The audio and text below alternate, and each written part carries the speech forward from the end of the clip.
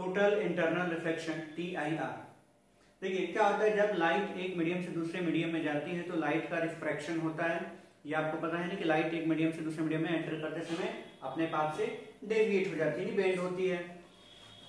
इसमें कुछ आप देखें, जैसे रेनबो के फॉर्मेशन की हम बात करें, आप देखते हैं कि रेनबो में 7 कलर आता है, वो क्यों आता है, यानी रेनबो कैसे बनता है इसके बारे में। या प्रिज्म में आप देखते हैं, प्रिज्म में भी टोटल इंटरनल रिफ्लेक्शन होता है, ठीक है। या डायमंड का जो आप देखते हैं स्पार्किंग जो होता है वो बहुत ही ज्यादा, स्पार्कलिंग जो होता है, चमक जो उसमें आती है वो क्यों आती है, क्योंकि लाइट उसमें इंटरनली रिफ्लेक्ट होती है। मल्टीपल टोटल इंटरनल रिफ्लेक्शन होता है लाइट का, यानी एक बार लाइट एंटर करके डायमंड में तो अंदर ही कई बार उसके सरफेसेस से रिफ्लेक्शन उनका होता रहता है, जिसकी वजह से उसकी चमक बहुत ही ज्यादा हो जाती है। तो यही हम आज डिस्कस करेंगे कि टोटल इंटरनल रिफ्लेक्शन होता क्या है और इसके डिफरेंट एप्लीकेशंस के बारे में इसके बाद में हम पढ़ेंगे, ठीक। तो देखिए टोटल इंटरनल रिफ्लेक्शन के लिए कहा जाता है कि जब लाइट डेंसर से रेयर में जाए तभी ये पॉसिबल है। लाइट का डेंसर से रेयर में जाने पे ही ये पॉसिबल है, अदरवाइज दूसरे केस में ये पॉसिबल नहीं है, यानी कि रेयर से डेंसर में आएगा तो TIR कभी नहीं हो सकता। तो हम क्या कर रहे हैं, हम यहाँ पे ये एक इंटरफेस ले रहे हैं। देखिए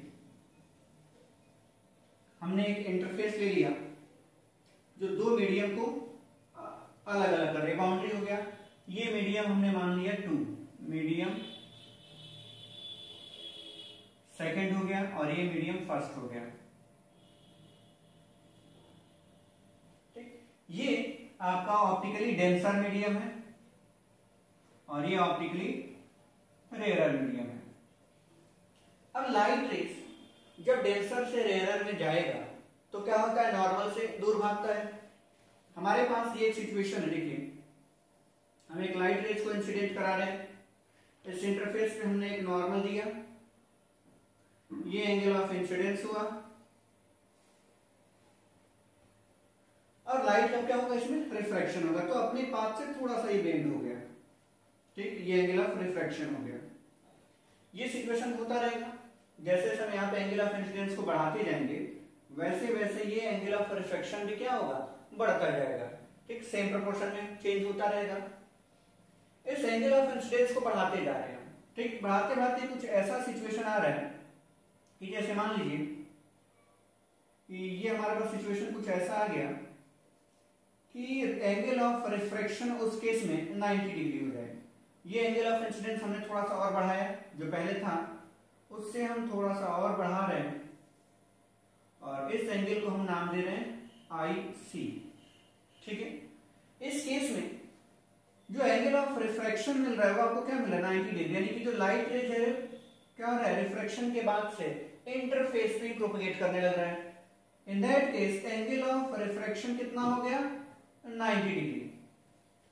तो यही आपका क्रिटिकल एंगल कहा जाता है इस मीडियम के लिए। ये जो एंगल ऑफ इंसिडेंस था जिसके लिए एंगल ऑफ रिफ्रैक्शन इतना ज्यादा हो गया कि कितना हो गया, वो 90 डिग्री हो गया, तो ये क्या कहलाएगा आपका क्रिटिकल एंगल। ये नॉर्मल था जो हमेशा रिफ्रैक्शन में होता है, हमने थोड़ा और बढ़ाया, बढ़ाते बढ़ाते एक समय ऐसा आया कि एंगल ऑफ रिफ्रैक्शन कितना हो गया, 90 डिग्री। जितना इसको बढ़ा रहे, जैसे बढ़ाएंगे इसको वैसे ये बढ़ता जाएगा, बढ़ते बढ़ते यहाँ पे आया 90 डिग्री हो गया। तो ये जो होता है IC आपका क्या हो गया, क्रिटिकल एंगल। अब इसकी डेफिनेशन क्लियर हो गई। क्रिटिकल एंगल की डेफिनेशन क्या कहती है कि the angle of incidence in optically denser medium for which the angle of refraction become 90 degree, ठीक। अब अगर इस एंगल ऑफ इंसिडेंस को और ज्यादा बढ़ा दे, IC से ज्यादा कर देते हैं, तो क्या हो सकता है, देखिए अगर हमने यहां पे एंगल ऑफ इंसिडेंस को और ज्यादा कर दिया, ग्रेटर देन क्रिटिकल एंगल, ये हमारा I क्या हो गया, ग्रेटर देन IC हमने पुट कर दिया। इस केस में अब हमने कहा कि जैसे जैसे एंगल ऑफ इंसिडेंस बढ़ाते जाएंगे एंगल ऑफ रिफ्रैक्शन भी वैसे वैसे बढ़ता जा रहा है। अब यहां थर्ड केस में angle of incidence critical angle से ज्यादा कर रहे हैं तो एंगल ऑफ रिफ्रैक्शन 90 से ज्यादा होना चाहिए। तो 90 से ज्यादा का मतलब कि लाइट क्या होगी, वापस इसी मीडियम में आ गई, जिस मीडियम से जा रही थी डेंसर में आ गई, और इसी प्रोसेस को हम क्या कह देते हैं, एंगल ऑफ रिफ्रैक्शन। सॉरी ये आपका टोटल, इस प्रोसेस को क्या कहते हैं, टोटल इंटरनल रिफ्लेक्शन। और ये एंगल ऑफ रिफ्लेक्शन हो जाता है यहाँ पे। देखिए ये बाहर का ये पूरा एंगल क्या होगा, रिफ्रैक्शन का एंगल होगा, लेकिन जब इधर से लेंगे तो ये एंगल ऑफ रिफ्लेक्शन होगा। तो लाइट अपने ही मीडियम में वापस आ गई। इस प्रोसेस को हम क्या कह रहे हैं, total internal reflection. Internally reflect back हो गई, जा सकती थी बाहर, लेकिन हमने कंडीशन कुछ ऐसा कर दिया, उसके लिए एंगल ऑफ इंसिडेंस इतना ज्यादा कर दिया कि एंगल ऑफ रिफ्लेक्शन भी बहुत ज्यादा हो गया। तो हमें लगा कि लाइट उसी मीडियम में आ गई। और जब ये प्रोसेस हमें पता है कि जब भी लाइट अपनी मीडियम में वापस आती है तो उसको हम कहते हैं रिफ्लेक्शन। अब ये लाइट इंटरनली रिफ्लेक्ट बैक हुई है, इंटरनली यानी अंदर के सरफेस से क्या हो गया, रिफ्लेक्ट बैक हो गई। इसलिए इसका नाम क्या होगा, हमने TIR, टोटल इंटरनल रिफ्लेक्शन का कंडीशन ये हुआ आपका। तो when light reflect back internally into the denser medium, then that process is known as total internal reflection। और कंडीशन हमने क्या कहा इसके लिए, दो कंडीशन होती है TIR के लिए। कौन कौन सी, कि लाइट हमेशा कहां से कहां जाए, ऑप्टिकली डेंसर मीडियम से रेयर मीडियम की तरफ जाए, पहला कंडीशन।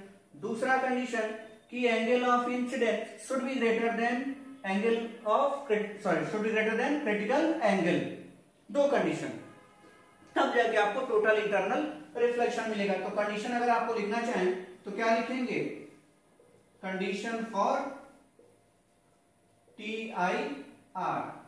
ये क्या आपको मिलेगा, पहला कंडीशन ये कहता है कि लाइट रेज कहां से कहां जाए, ऑप्टिकली डेंसर से रेयरर में। और दूसरा condition angle of incidence should be greater than critical angle. तो लिख दीजिए कि light should propagate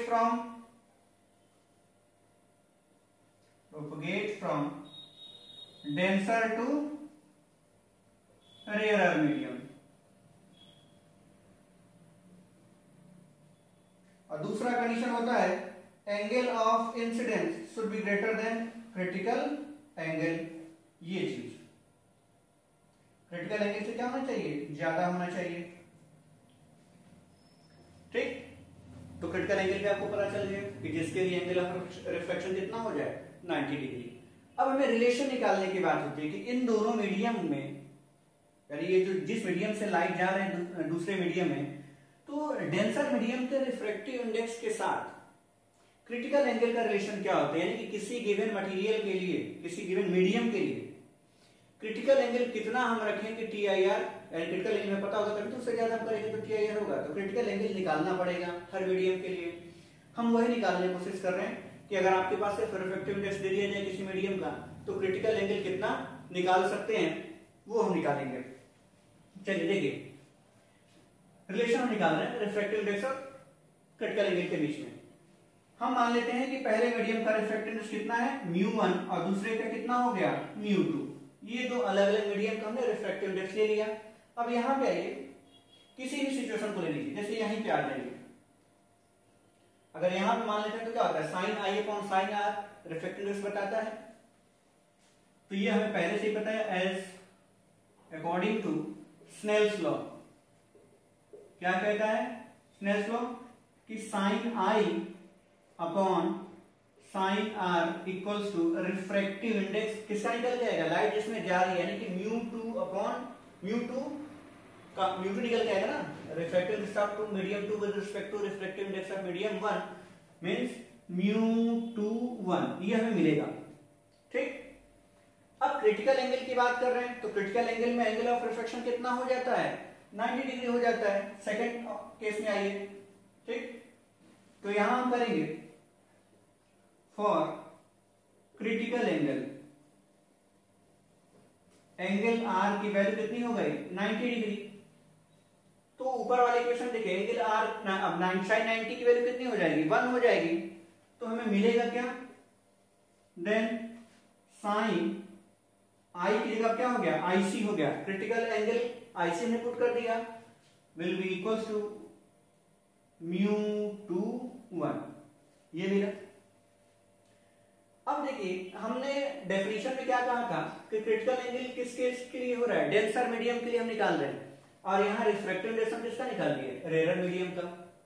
it means हमें निकालना किसका है, डेंसर का। तो डेंसर के साथ रिलेशन बताना है। हम क्या कर रहे हैं, हमें ये भी पता है as we know that μ21 will be equal to 1 by μ12, ये होता है। तो इसकी जगह पे हम क्या कर सकते हैं, ये पुट कर सकते हैं 1 बाई μ12, हमें 1 का ही तो निकालना था।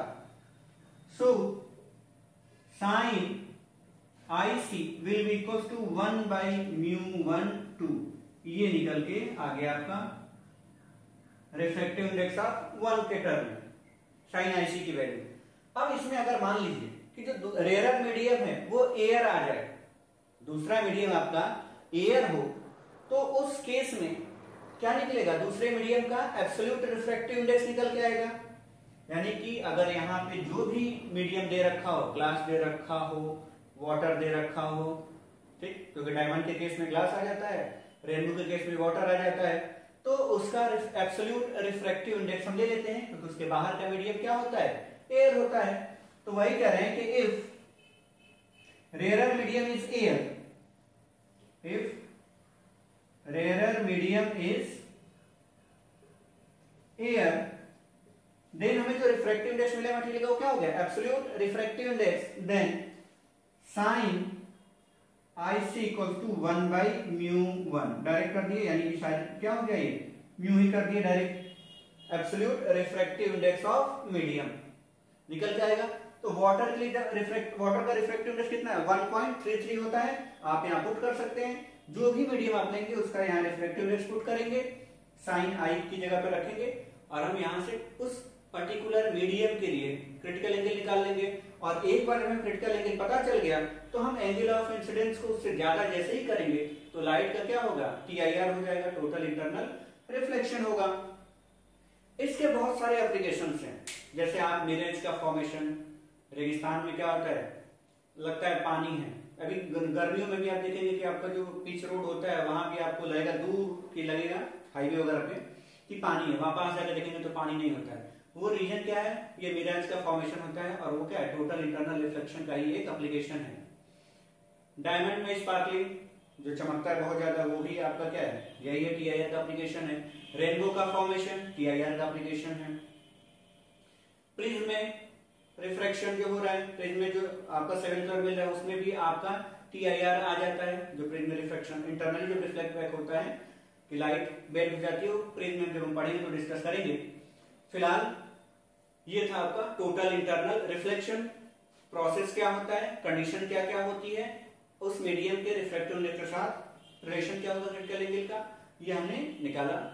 आज के लिए इतना ही, थैंक यू।